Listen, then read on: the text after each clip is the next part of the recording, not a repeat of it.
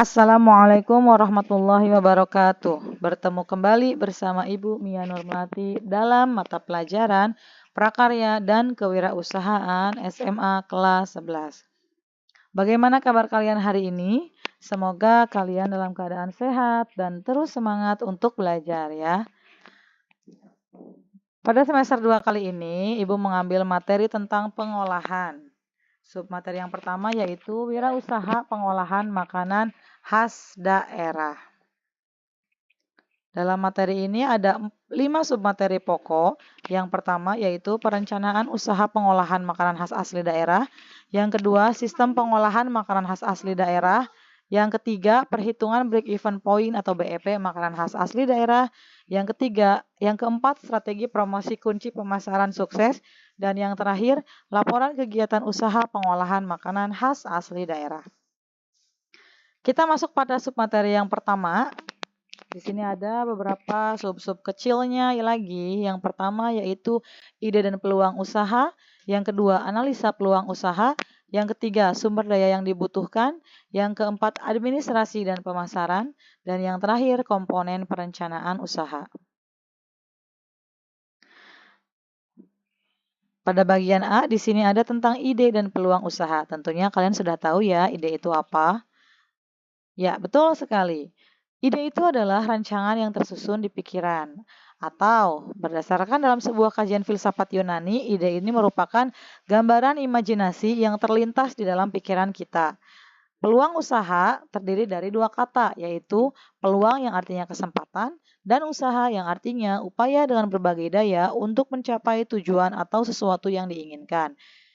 Sehingga peluang usaha adalah kesempatan yang dimiliki seseorang untuk mencapai tujuan. Tujuan di sini bisa keuntungan, uang, dan kekayaan dengan cara melakukan usaha yang memanfaatkan berbagai sumber daya yang dimiliki.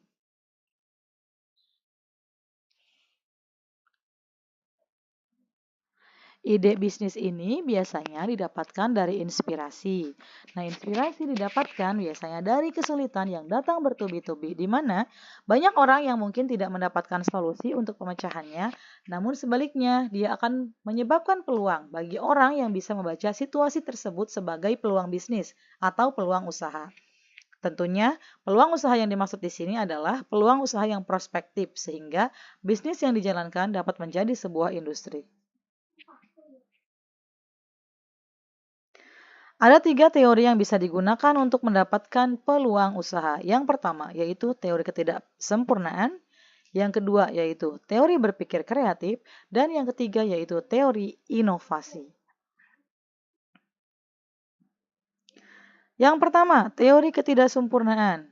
Teori ini berasal dari ketidakpuasan melihat hal-hal yang sudah mapan, sehingga akan mendorong untuk mencoba ide yang baru. Tidak ada kata puas bagi dia, karena dia merasa belum sempurna.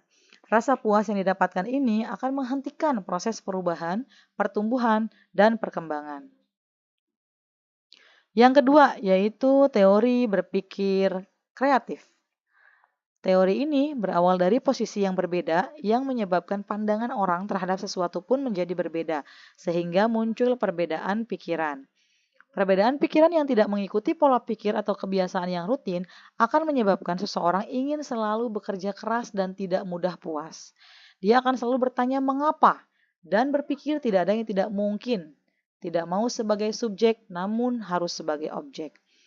Teori berpikir kreatif ini dia membutuhkan pengetahuan 1% dan sisanya imajinasi 99%. Yang terakhir yaitu teori inovasi. Teori ini menjadikan hal yang tidak mungkin menjadi mungkin. Memikirkan dan melakukan sesuatu yang baru yang bertujuan untuk menambah atau menciptakan nilai manfaat dari benda yang sudah ada.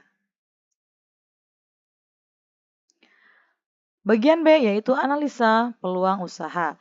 Menurut Gorsh-Keraf, analisa adalah sebuah proses untuk memecahkan sesuatu ke dalam bagian-bagian kecil yang saling berkaitan. Jadi, analisa ini dapat disimpulkan sebagai sebuah proses berpikir untuk menguraikan sesuatu yang besar menjadi bagian-bagian kecil yang saling berkaitan, sehingga akan lebih mudah untuk dipahami. Ada beberapa analisa yang dibutuhkan dalam peluang usaha ini. Yang pertama yaitu analisa kebutuhan pasar. Tentunya kita harus memiliki suatu konsep atau rencana. Namun sebelum memulai konsep tersebut, kita harus tahu apakah konsep kita ini memenuhi syarat kebutuhan pasar atau tidak. Seperti halnya ketika kita mau membuka peluang usaha di sekitar sekolah atau di sekitar kampus, maka biasanya di sini wirausaha yang cocok yaitu konsep jasa pengetikan. Kita tentukan targetnya siapa, targetnya itu pelajar ataupun mahasiswa. Yang kedua, yaitu analisa kebutuhan materi. Nah, jika konsep usaha kita sudah tepat dan kebutuhan pasar, maka kita cari nih, apakah materi dari usaha kita ini dapat diperoleh dengan mudah, mencakup bahan bakunya, kemudian tempatnya, harganya, dan lain sebagainya. Kemudian yang berikutnya yaitu analisa keberlanjutan usaha. Apabila tadi syarat kebutuhan pasar, kebutuhan materi ini sudah terpenuhi, namun kita harus merancang nih dan memperkirakan apakah ke depan usaha yang kita jalankan ini akan berjalan dengan lancar ataukah perlu membutuhkan inovasi. Yang keempat, analisa persaingan. Tentunya setiap usaha ini tidak lepas ya dari yang namanya persaingan. Sehingga dengan adanya persaingan ini kita dapat menentukan nih harga jual, kemudian fasilitasnya, pelayanannya, tentunya juga dengan menambahkan inovasi yang baru di dalam usaha. Yang berikutnya yaitu analisa pendapatan dan pengembangan. Setiap usaha tentunya yang ingin dituju itu adalah pendapatan ya, sehingga kita harus menghitung dulu. Kita harus memperkirakan BEP-nya, harga jual yang kita peroleh itu harus diperhitungkan. Dan yang terakhir yaitu analisa pengembangan usaha. Sub C yaitu sumber daya yang dibutuhkan untuk melakukan kegiatan produksi. Di sini, pengelolaan sumber daya usaha ini dikenal dengan istilah 6M dan 1I. 6M. M yang pertama yaitu man atau manusia. M yang kedua money atau uang. M yang ketiga material atau bahan. M yang keempat mesin atau peralatan. M yang kelima method atau cara kerja. M yang keenam market atau pasar. Dan I-nya itu adalah information atau informasi. Yang pertama, manusia. Tentunya kita harus membutuhkan manusia. Manusia ini adalah unsur manajemen yang paling penting di dalam mencapai tujuan perusahaan.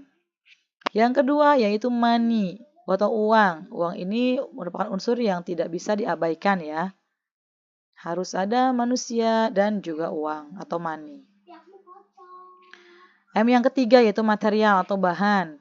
Biasanya perusahaan ini tidak menghasilkan sendiri ya bahan materialnya atau bahan mentahnya. Biasanya mereka membeli dari pihak lain. Yang keempat yaitu mesin atau peralatan. Mesin ini mulai memegang peranan penting dalam proses produksi setelah terjadinya revolusi industri dengan ditemukannya mesin uap. Sehingga banyak pekerjaan manusia yang digantikan oleh mesin. Yang kelima metode atau cara kerja. Metode kerja ini sangat dibutuhkan agar mekanisme kerja berjalan efektif dan efisien. M yang kelima yaitu market atau pasar. Market ini memasarkan produk sudah barang tentunya sangat penting ya. Sebab bila barang yang kita produksi ini tidak laku, maka proses produksi barang ini akan berhenti. Yang berikutnya yaitu information. Informasi ini sangat dibutuhkan agar hasil dari suatu hal dikerjakan dapat lebih sempurna. Suatu proses pekerjaan tidak akan berkembang dengan baik jika tidak bisa menerima dan menyaring informasi. Selain itu, dalam pengolahan makanan juga dibutuhkan sumber daya yang lain. Sumber daya ini yaitu yang termasuk dalam bahan pangan. Ada dua jenis sumber daya. Yang pertama yaitu bahan pangan nabati dan yang kedua yaitu bahan pangan hewani. Bahan pangan nabati tentunya kalian tahu ya berasal dari apa coba? Ya, betul sekali. Berasal dari tanaman. Bisa berupa akar, batang, dahan, daun, bunga, buah, atau beberapa bagian dari tanaman, bahkan keseluruhannya. Sumber bahan nabati ini bisa kita produksi sendiri loh di sekolah maupun di rumah.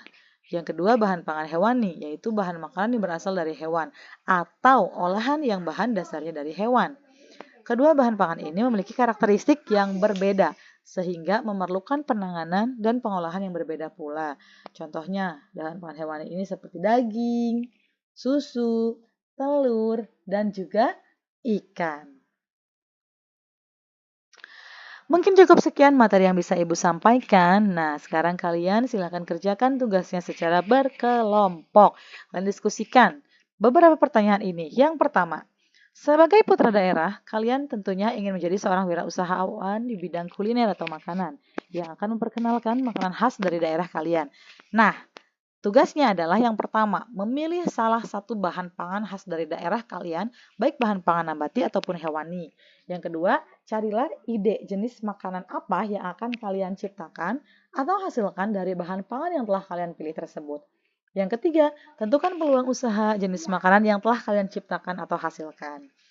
Pertanyaan yang kedua yaitu, sebutkan 5 makanan khas daerah dari bahan pangan nabati dan hewani beserta asal daerahnya. Silahkan diskusikan pertanyaan-pertanyaan ini dengan teman-teman kelompoknya ya. Cukup sekian materi pada pertemuan kali ini. Semoga bisa bermanfaat dan terus semangat untuk belajar ya. Ibu akhiri, wabillahi taufiq wal hidayah. Wassalamualaikum warahmatullahi wabarakatuh.